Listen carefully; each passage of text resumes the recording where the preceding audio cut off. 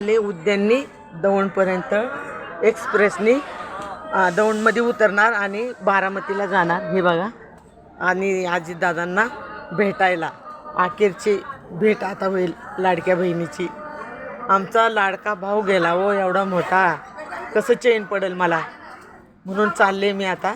कालच आले होते मी 27 तारखेला आणि 28 तारखेला असं घडलं. आता बघूया, भेटलं तर भेटलं. 11ला परत करायचे आणि विश्वासच बसा नाही की असं झालं असेल. दादांना बारामती पोरकी करून गेली दादा.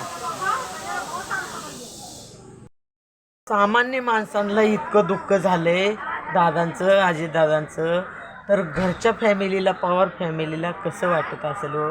किती दुःखाचा डोंगर कोसळलाय आपल्या महाराष्ट्राला पूर्ण. मुंबईला राहते आणि माझं माहेर बारामती आहे. मी गर्वाने सांगते, माझं माहेर बारामती आणि सासर पण बारामती.